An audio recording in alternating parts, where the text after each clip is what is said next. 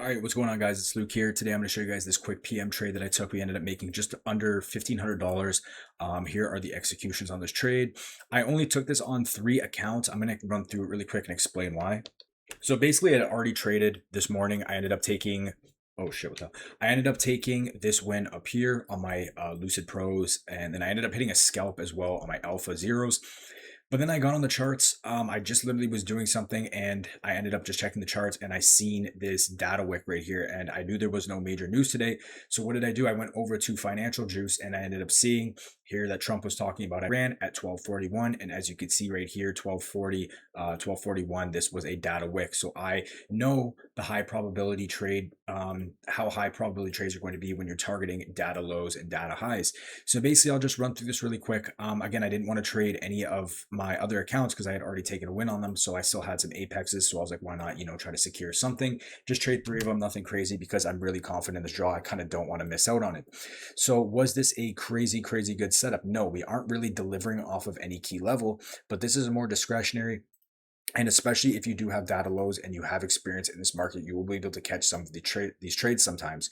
So what did I see here? Basically, all I seen was that we had this move down, obviously creating this data wick, and I know that we still have higher time frame draws lower. We still had London low, Asia low, relative equal lows, previous week's low. We still have draws and liquidity lower, so it is still valid for price to trade lower. It's not like we have to guarantee to go higher towards previous day high in the daily fair value gap at this point.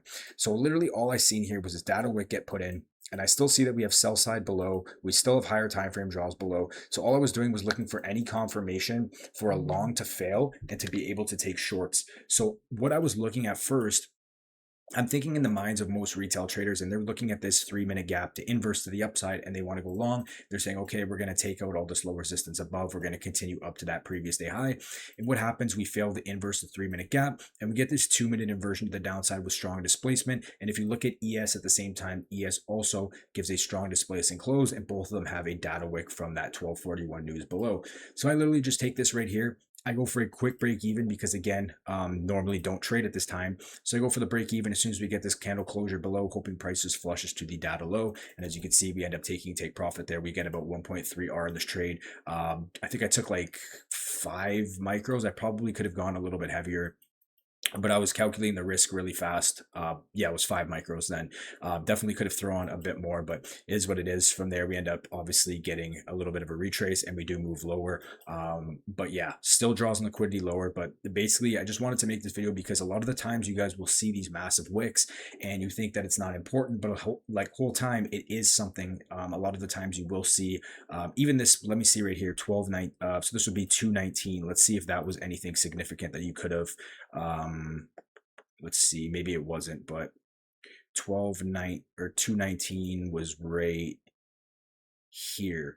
So nothing really much there, but sometimes you will see this. So if you do use that to align draw on liquidity and give you a valid reason for a draw on liquidity, especially if it's in line with where price can potentially go already, this is great. But again, really simple trade. Just wanted to, make a video on this because I do think it is really important to always keep an eye on Financial Juice because sometimes things will pop up and you're able to catch trades like this. 2-minute inversion, very simple. ES and NQ both delivering lower, data low below, and we take profit and we end up making a little bit extra in the PM session. So again, don't really recommend trading PM session. I usually don't touch PM, but I just happened to, get on the charts. I got on the charts, I think it was right around here. I was watching this. I was like, oh, maybe this 3-minute will continue us lower. And it ended up playing out. So anyway, that's it from you guys. Let me know if you guys took this or what you guys took today. How'd you guys think of the markets today? I think we had really clean PA. I'm not going to lie.